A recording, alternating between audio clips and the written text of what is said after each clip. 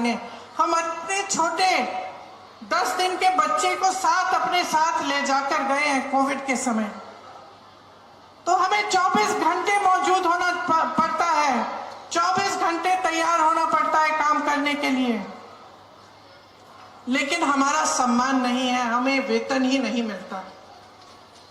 सब यही कह रहे हैं कि सरकार उनको जो मानदेय दे रही है, कहीं 1500, कहीं 3000, ये कोई मानदेय है? क्या माने? बाजार जाओगे आपको क्या मिलेगा 3000 रुपए में? 1000 रुपए में क्या मिलेगा आपको? आधी चीजें आप छोड़ के वापस आ जाएंगी और आपको महीने में 1000 रुपए दिए जा रहे हैं। त्योहार आते हैं, बच्चों की शिक्षा करानी है, बच्चे बीमार पड़ जाते हैं, घर के छप्पर में कोई लीक आ जाता है, पानी आ रहा है, उसकी मरम्मत करनी है। कैसे करते हैं आप ये सब? और जब आपको बुलाया जाता है आपको हाजिर होना पड़ता है। तो चाहे आप किसी पाठशाला में काम कर रहे हैं, चाहे आप मिड डे मील पका रहे हैं, चाहे आप स्वास्थ्य की सुविधाओं में मदद कर रहे हैं, चाहे कुछ भी कर रहे हैं, आपके 8 से 10 घंटे इसी काम में गुजरते हैं। आप घर आती हो तो ये नहीं है कि आराम से लेट सकती हो। आप घर आती हो तो आपको अपने बच्चों को संभालना है, उनकी पढ़ाई की देखरेख करनी है, किसी का स्वास्थ्य ठीक नहीं है उसका देखभाल करना है, पूरे घर को खाना खिलाना है, परिवारजनों को खाना खिलाना है, और जब तक वो सब सोते नहीं है तब तक आप सोती नहीं हो। सच है कि नहीं है? सच है ना? तो ये समाज और ये जो सरकारें हैं ये आपका सम्मान क्यों नहीं कर रहे हैं? ये मैं पूछना चाहती हूं। आपने सोचा है कि चुनाव आ रहा है, चुनाव के आज शायद 1-1.5 महीने पहले हम चुनाव आ रहा है तो आपको 10,000 रुपए मिल रहे हैं। तो ऐलान हो गया है कि आपको 10,000 रुपए दिए जाएंगे। 20 सालों से यहां कौन सरकार में रहा? 20 सालों से किसने नीतियां बनाई? 20 सालों से ये 10,000 रुपए आपको क्यों नहीं दिए? अब चुनाव आ रहा है तो उन्होंने कह दिया कि 10,000 रुपए आपको मिलेंगे, लेकिन ये नहीं कह रहे कि हर महीने मिलेंगे। ये नहीं कह रहे कि आपका मानदेय 10,000 रुपए हो जाएगा, कि उसको बढ़ाकर हम आपको 10,000 रुपए देंगे।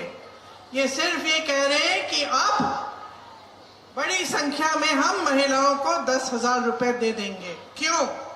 ताकि आप अपना वोट उनको दें। सिर्फ एक ही मकसद है, एक ही नियत है। महिला पर क्या बीतती है? महिला जब एक जगह से दूसरी जगह जाती है तो असुरक्षित महसूस करती है अपने आप को। अपराध बढ़ गए हैं महिलाओं पे, 10 गुना बढ़ गए होंगे। ये जो लड़की अभी स्टेज पे आई थी क्या कह रही थी कि मैं जब कॉलेज जाती हूँ दीदी मुझे डर लगता है, मुझे डर लगता है। पढ़ाई के लिए जा रही है, घर से जा रही है वापस सारे, क्योंकि इस सरकार ने उसको महिलाओं के बलात्कार हो रहे हैं, अपराध हो रहे हैं महिलाओं पे, ये लोग एफआईआर दर्ज तक नहीं होने देते। जब आप एफआईआर दर्ज करने जाते हैं मना किया जाता है। मैंने बार बार ये देखा है। मैं यूपी में काम करती थी, 5 साल काम किया। मेरे ख्याल से हर हफ्ते हर 10 दिन ऐसा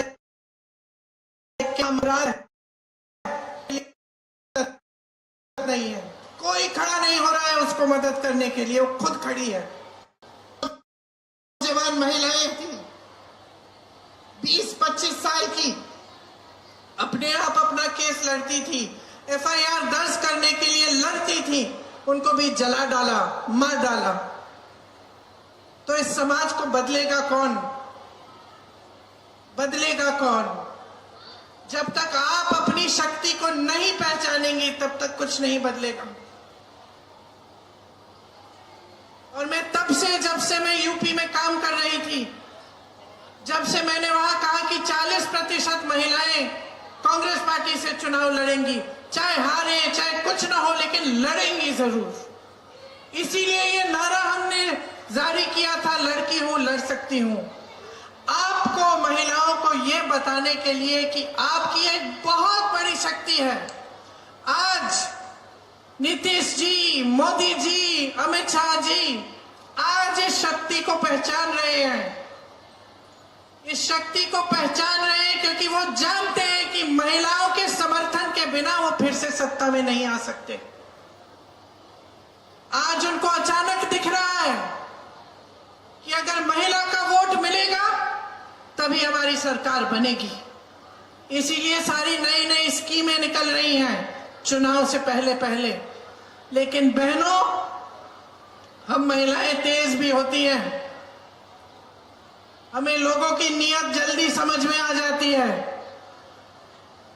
अगर हम अपनी बेटी के लिए कोई लड़का देखने जा रहे हैं, सबसे पहले हम उसकी नीयत देखते हैं क्या है, समझ जाते हैं कि किसकी नीयत में खोट है। तो जब आपको सिर्फ चुनाव के पहले स्कीम दी जा रही है, सिर्फ चुनाव जा रहे हैं, आपको समझना नहीं खोट है। आपकी जो इतनी बड़ी शक्ति है वो आप खुद, अगर आप एकजुट हो जाएंगी, इस देश की आधी आबादी है, देखते हैं कौन रोक सकता है आपको। देखते हैं किसकी हिम्मत है, किसी भी पार्टी की हिम्मत हो कि आपको 3,000 रुपए का मानदेय दें महीने में। आप एकजुट हो जाइए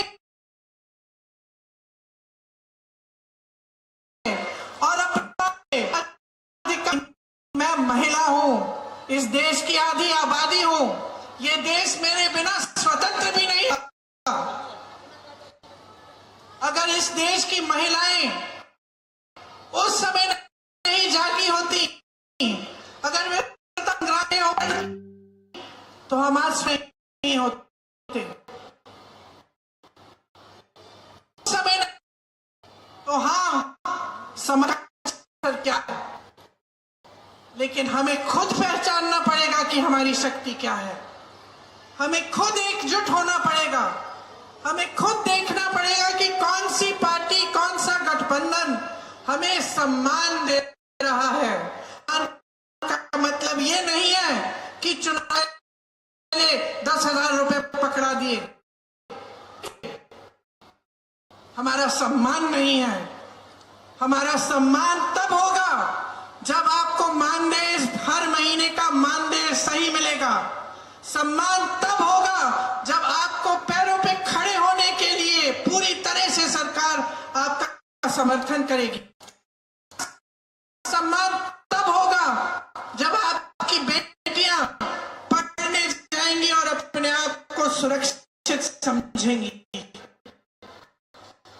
और मैं आपको सीधा सीधा बता दे,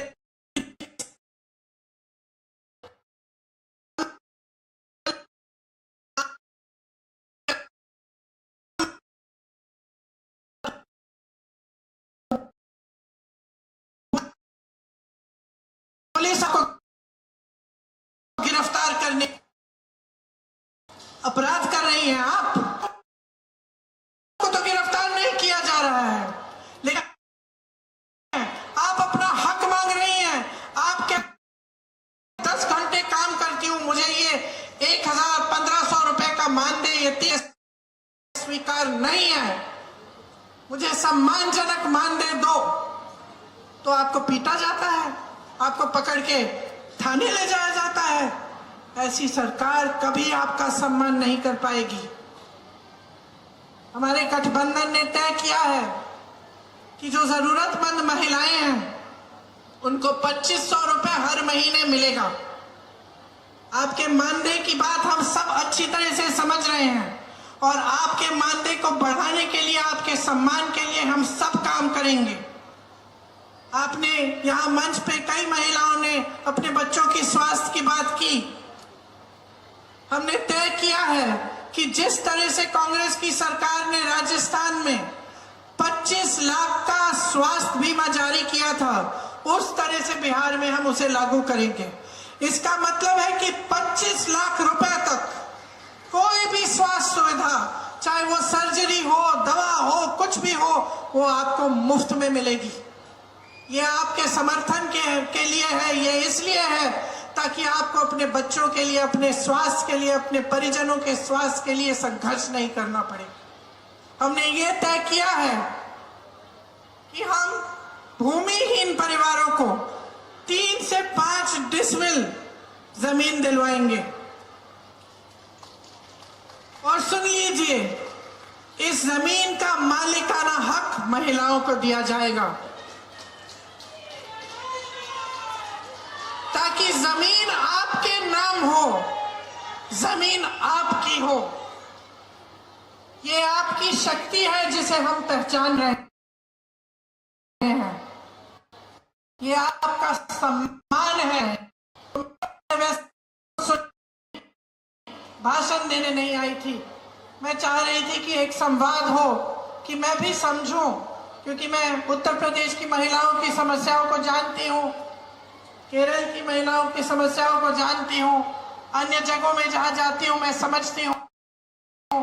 मैं समझना चाहती हूं थी कि कितना संघर्ष है आपके जीवन में, और जो मैंने उससे हो गया कि आपके जीवन में इतना संघर्ष है, आप पूरे समाज का बोझ उठा रही हैं। आप समाज का बोझ उठा रही हैं, लेकिन समाज और सरकार आपकी तरफ देख ही नहीं रही है।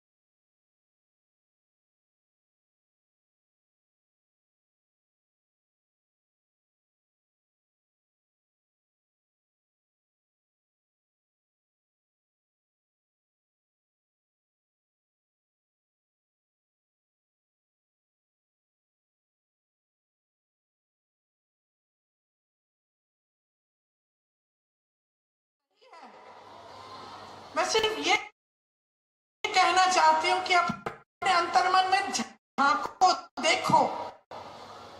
जी, आप जी रही हो, आप संघर्ष कर रही हो, आप अनुभव मेरी कर, क्या इसका संघर्ष कम है? कम नहीं है। जितना आपका संघर्ष है उनका संघर्ष है। हम सब बहनें हैं, हम सबके अलग अलग संघर्ष हैं, और ये बहुत जरूरी है कि हम इन संघर्षों को एक शक्ति में बदलें।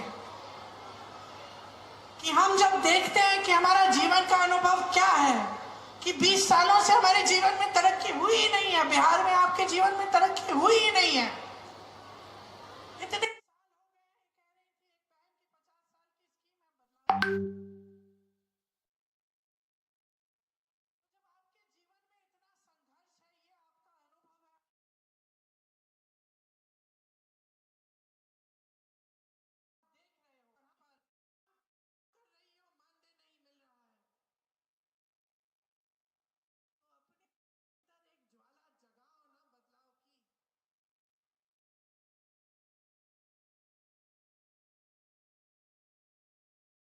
जी के संघर्ष ने दी थी, हमारे संविधान ने दिया है।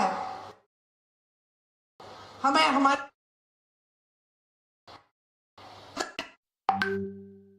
डालेंगे, करेंगे, हम पूरी जिम्मेदारी से इसका इस्तेमाल करेंगे। कहो अपने आप से कि हमें बदलाव लाना है, सिर्फ अपने लिए नहीं, लेकिन सारी महिलाओं के लिए, अपनी सारी बहनों के लिए। जो सरकार, जो नेता महिला की शक्ति नहीं पहचानेगा, जो चुनाव के समय सिर्फ अपने मुंह दिखाने आएगा और बोलेगा कि लो एक स्कीम निकाल दी आपके लिए, लो 10,000 रुपए, लो 5,000 रुपए, उसको सबक सिखाइए, सबक सिखाइए, उसकी नियत पहचानिए कि आपकी अपनी एक बहुत बड़ी शक्ति है, जो इस देश की सबसे बड़ी शक्ति है। इस देश का भविष्य आपके हाथों में है। बच्चों को आप पालती हैं, नई पीढ़ी आपके हाथों में है। आप शिक्षा देती हैं, आप समझाती हैं, आप नैतिकता की बात उनसे करते हैं, आप संघर्ष करके स्कूल पहुंचाती हैं, उनको शिक्षा दिलवाती हैं, रोजगार करती हैं, संघर्ष करती हैं। तो मैं सिर्फ इतना कहना चाहती हूं कि अपनी शक्ति को पहचानिए, खड़े हो जाइए। जो सामने आता है, जो जो स्कीमें आपको बताता है, उसको पहचानिए। जो सचमुच आपकी भलाई चाहता है, उस नेता को भी पहचानिए। मेरे भाई राहुल गांधी ने पूरे देश में संघर्ष किया। किस लिए? सामाजिक न्याय के लिए। और सामाजिक न्याय में शामिल क्या है कि महिलाओं को न्याय मिलना चाहिए, कि महिलाओं को सम्मान मिलना चाहिए। इसलिए आज ज्यादा लंबा नहीं बोलूंगी, सिर्फ ये कहूंगी कि चुनाव आने वाला है, परिस्थितियों को समझ लीजिए। आपकी अपनी परिस्थितियां जो है उनको आप समझती हैं। जो चुनावी परिस्थितियां हैं, जो राजनीतिक परिस्थितियां हैं, उनको भी समझिए। और ये समझिए कि इस चुनाव में नीतीश जी और भाजपा की सरकार को आपको हराना पड़ेगा। अगर आप सम्मान चाहते हैं, अगर आप न्याय चाहते हैं, तो एक नई सरकार बिहार में बनानी बहुत ही जरूरी, बहुत ही महत्वपूर्ण है। आप सबने बहुत इंतजार किया, देर भी हो रही है, मुझे लग रहा है कि कुछ पहने जा भी नहीं है, खाना वाना पकाना होगा, काम करना पड़ेगा।